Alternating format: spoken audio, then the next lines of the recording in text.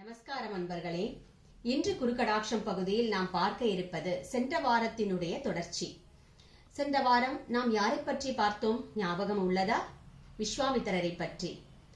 சென்ற வாரம் நாம் அவரை பற்றி சில விஷயங்களை பற்றி தெரிந்து கொண்டோம். இன்று திருமதி சித்ரா அவர்கள் அவரை பற்றி இன்னும் சுவாரஸ்யமான பல தகவல்களை பற்றி நம்மிடம் பகிர உள்ளார். கேட்போம் வாருங்கள்.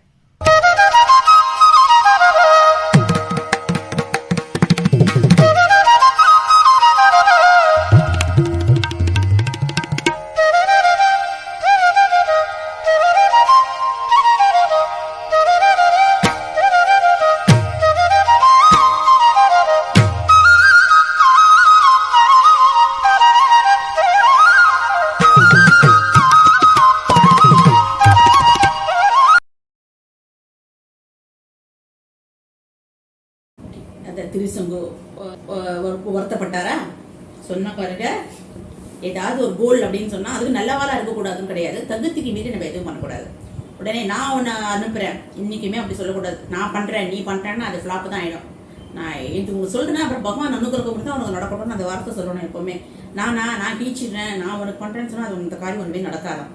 இன்னைக்குமே பகவானை நம்ம முன்னிறுத்திக்கணும். இவர் சொன்னாரு, கடவுள் அருள்ல உனக்கு கிடைக்கும்னு ஒரு பேப்பருக்குள்ள இருக்கு, நான் அனுப்புறவான்னு சொல்லாரு. நிறைய அதுக்கு ஒரு யாகம் அதுக்கு ஒரு மந்திரம்னா யாரும் வரல, நிறைய பேர் வரல. ஒரு சில பேர்லாம் வந்தா பயங்கர விஸ்வாமித்திரனுடைய சாபத்தை கொடுத்துட்டு போறாரே அப்படின்னு சொல்லிட்டு எல்லாரும் உட்காந்தா. தேவர்கள் நிறைய பூஜை முடிஞ்சது, யாரும் வாங்க வரல, அந்த யாகத்துக்கு பாகத்தை வாங்க வரல யாருமே, அபீர் பாகத்தை. ஏன்னா இது யாரும் முறை கிடையாது. இவரும் குரு சாபத்தை வாங்கினவர் யாரு? திருசங்கு வசிஷ்டர்கிட்ட இல்லையா? சண்டாலனா, வசிஷ்டர் பையன் கிட்ட சண்டாலனான்னு சொல்லிட்டு சாபத்தை வாங்கிட்டாரு. நம்ம விஸ்வாமித்திரனும் வசிஷ்டர் கிட்ட பக்கச்சுட்டு இந்த மாதிரி உட்காந்துட்டாரு இல்லையா? ஸோ இவரும் இவர் ரிஷி, ராஜ ரிஷி தான் அப்போ இல்லையா? அவரும் அதிகாரம் கிடையாது, இன்னும் பெரிய அதிகாரம் ஒன்றும் வரல அவருக்கு பண்ற அளவுக்கு. ஸோ இந்த மாதிரி ஒரு ப்ராப்ளமேட்டிக். ஏன்னா ராஜாவா பண்றாரு, இன்னும் அந்த ஸ்தானத்துக்கு போகல அவர், இன்னும் பெரிய பெரிய யாகங்கள்லாம் பண்ற அளவுக்கு ஒரு பிரபலம் ஆகலையாம்போ. அதுவும் ஒரு காரணமா சொல்றான். சரி, அதனால யாரும் வாங்க வரல. மறுபடியும் ஒரே கோபம், நீ இப்படியே போய் என் தபஸ்ல நேரம் அப்படியே போறான். போனதுக்கப்புறம் இந்திரன் பார்க்கறான், நீ எதுக்கு இதோட வேணும் சொல்லி ஒரு தலைகீழ திருப்பி தள்ளி விட்டுறான் முடிச்சு. திரிசங்கு சொருப்போன்னு சொல்லுவா. கீழே வந்தா இவர் விஸ்வாமித்திரர் அங்கேயே நில்லுன்றாரு, நிக்கிறாரு அறவரையா. என்ன பண்றதுன்னே தெரியல, அறவரையா நின்னதுக்கப்புறம் அதுக்கப்புறம் எல்லாரும் பாக்குறான். என்னடா அதுன்னு சொல்லி எல்லாரும் ஒரு பக்கம் பயம், ஒரு பக்கம் சிரிப்பு, ஏளனம், எதிர்ப்பா இதெல்லாம் இருக்காதா நிறைய பேருக்கு. இந்த மாதிரி விஸ்வாமித்திரர் என்ன ஆட்டம் ஆடுற மாதிரி நிறைய பேர் நினைக்கிற மாதிரி.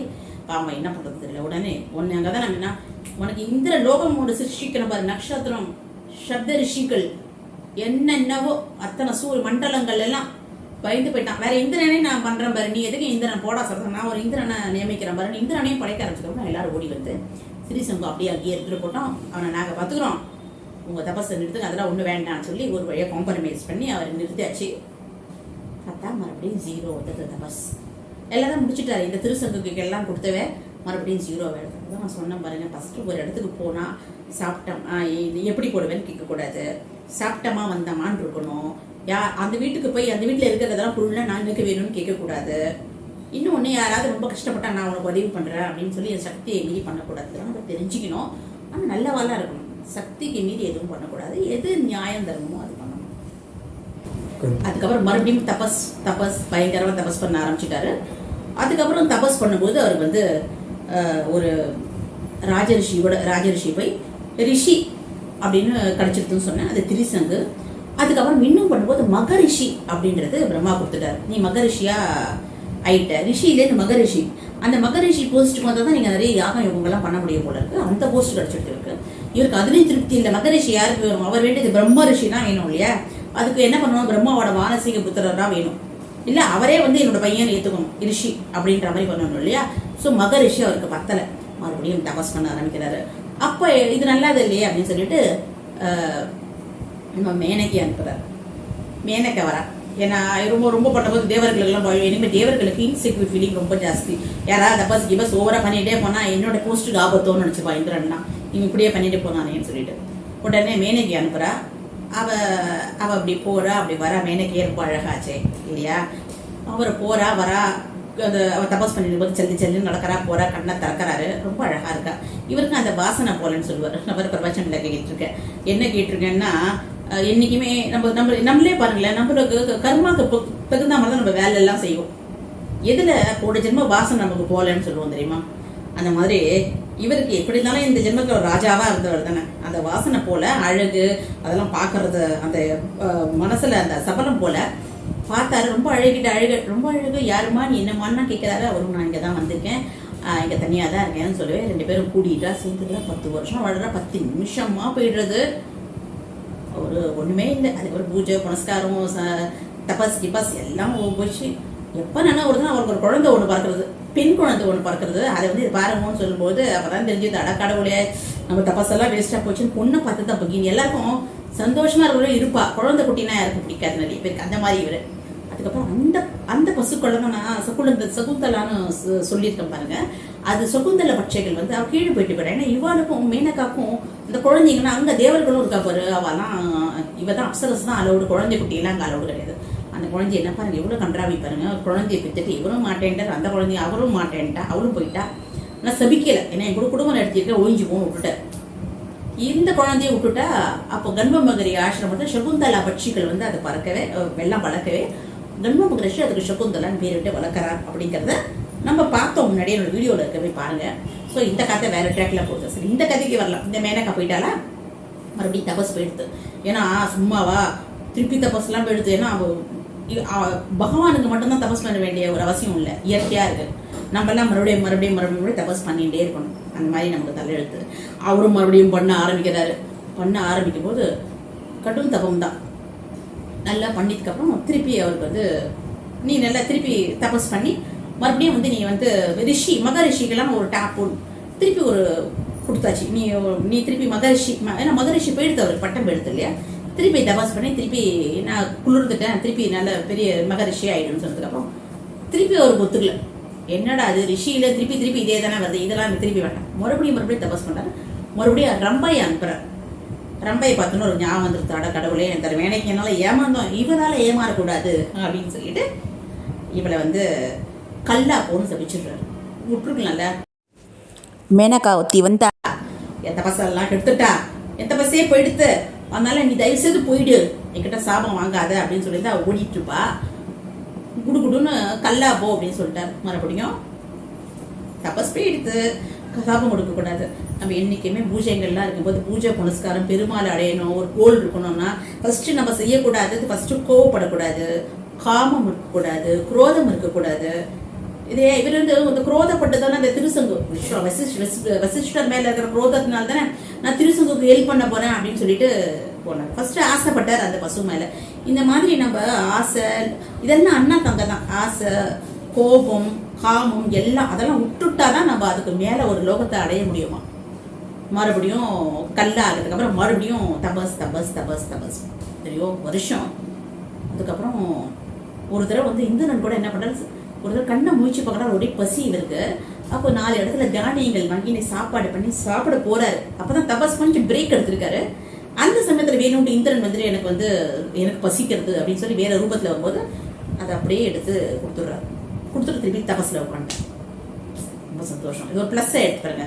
பசி தாங்கணும் இல்லையா, உடனே பசி நான் இப்பதான் நானே கண்ணை முடிச்சிருக்கேன், எனக்கே பசி, நீ வேற எங்க போய் வாங்கிக்கோ அப்படின்னு சொல்லி இப்படின்னு சொல்லாத.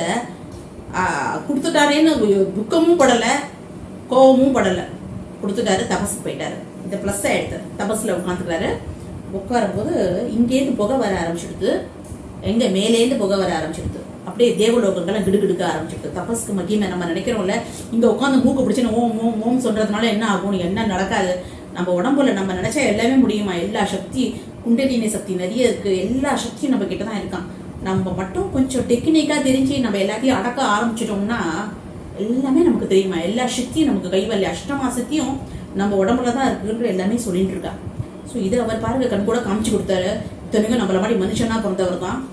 அப்படி தேஜஸா எல்லாம் போனதுக்கு அப்புறம் எல்லாம் ஆடி போய் பிரம்மா சொன்னார், அவருக்கு எனக்கு என்ன பண்ணணும்னு தெரியும்னு சொல்லி விஸ்வாமித்ரா நீ எழுந்துரு, உனக்கு பிரம்ம ரிஷி பஷ்டம் கொடுத்துட்டேன் அப்படின்ட்டாரு.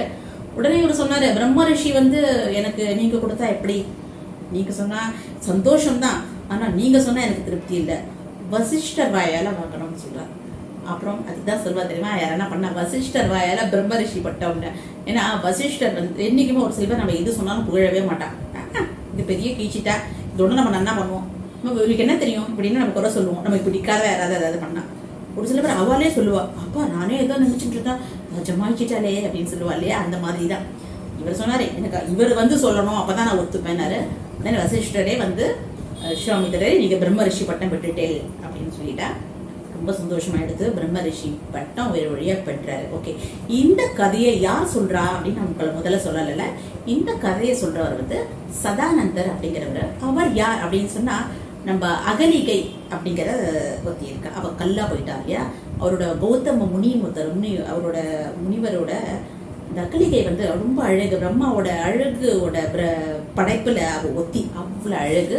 அழகும் போல அழகு இந்திரனுக்கு பிடிக்குமா, அவனும் போட்டி போட்டான் அந்த அழகுக்கு. ஆனா என்னமோ பிரம்மாவுக்கு இந்திரனுக்கு அவரை கிட்ட பிடிக்கல, அதனால ஒரு வெட்டு வச்சாரு.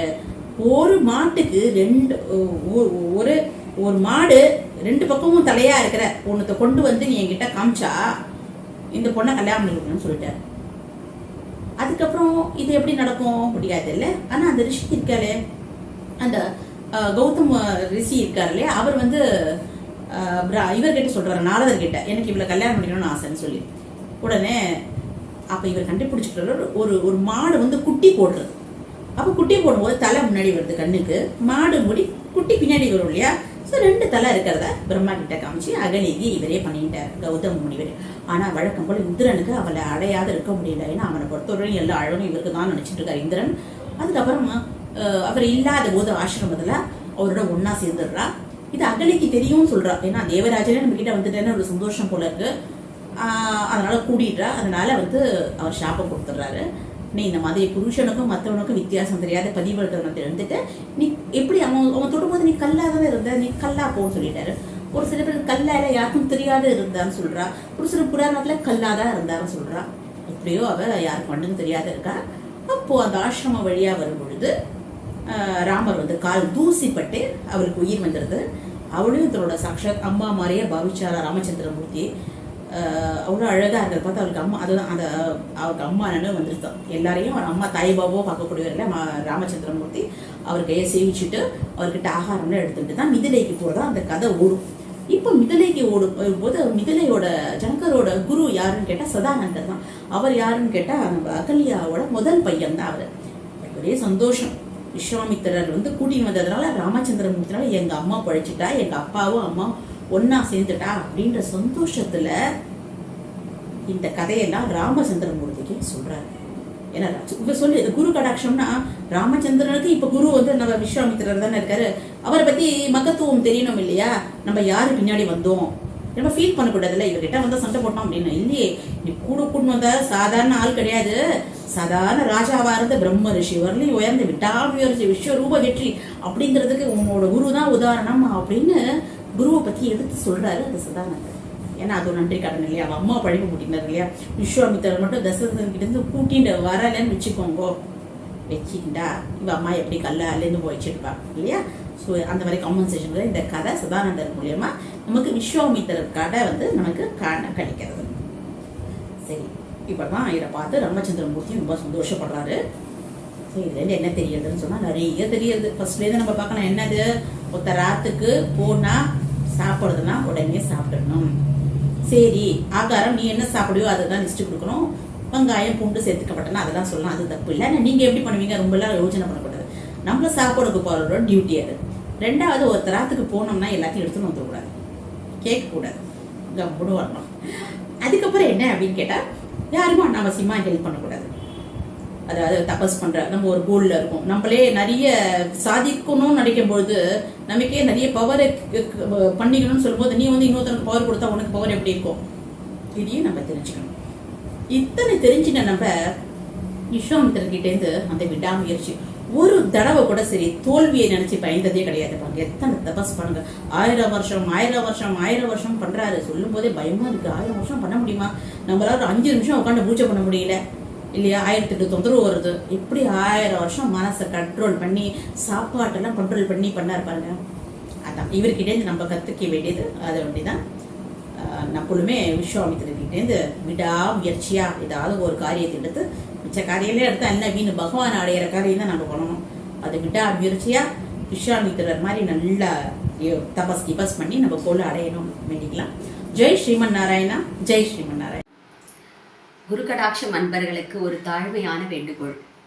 தயவு செய்து இந்த சேனலை சப்ஸ்கிரைப் செய்து ஷேர் செய்யவும்.